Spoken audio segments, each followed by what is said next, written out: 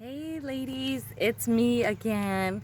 I was kind of reading through your messages, and I know that everyone's really been struggling lately with all the uncertainty with this COVID-19 and how much our lives have changed, and being stuck inside, being fearful of the disease, some having to work on the front lines, just all the changes, job furloughs and layoffs, and there's just so much uncertainty and so much opportunity for depression and anxiety. And I was finishing up my devotions after church and just felt like God was just teaching me again through Priscilla Shirer and through his word. I was listening to that same message, the latter part of it from what I had shared the other day, and she was again talking about Gideon.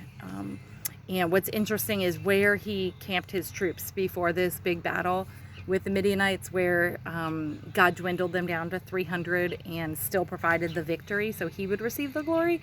But this is even before that. So Gideon takes them to what's called the Springs of Horeb.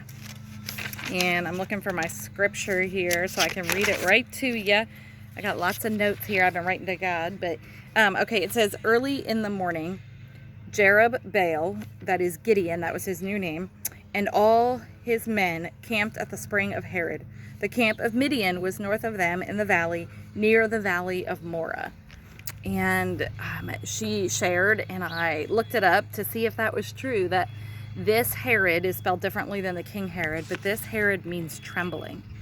And she talked about how he had taken his troops to the camp of, or excuse me, the spring of trembling. He had taken them to a place of fear right before a battle when he needed courage and strength and faith and hope.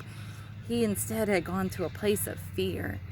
And she talked about how easy it is for us to go to places of fear, God, where whether it's emotionally or spiritually or mentally, we allow ourselves to go to a place of fear. And she talked on that, and I just thought, gosh, how timely that is right now. And we have to choose where we position ourselves, and that means the places we go, the things that we think about, the things that we allow our minds and our hearts to dwell on, the people we surround ourselves with, the information that goes in our minds, whether through Facebook or news articles. We have to put up protections around ourselves and choose not to camp out in a place of fear.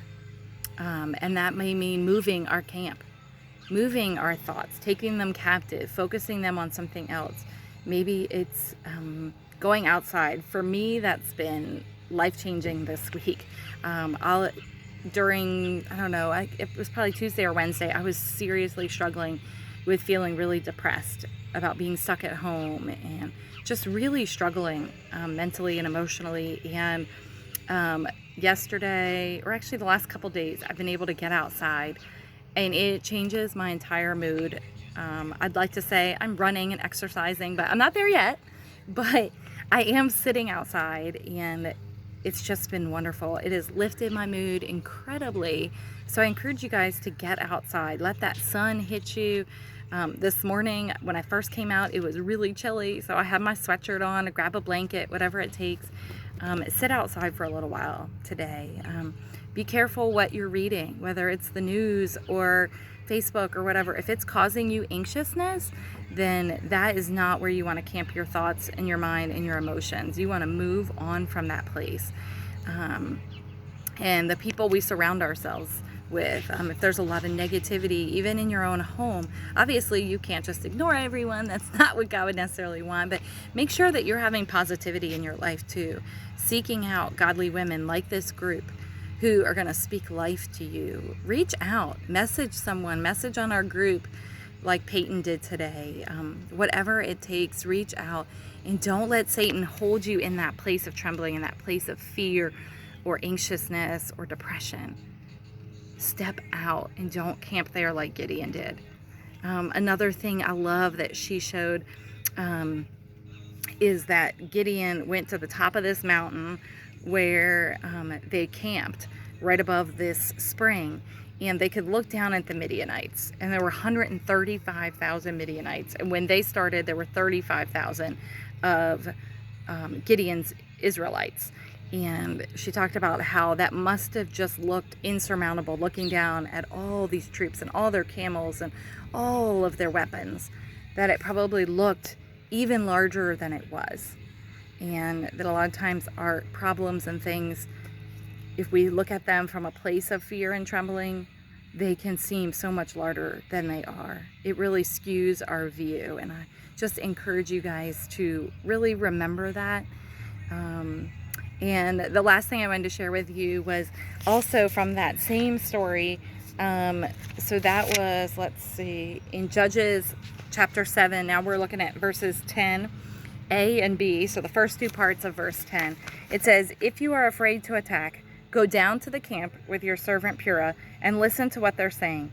Afterward, you will be encouraged to attack the camp." And I love this. God knew that he had a spirit of fear in him.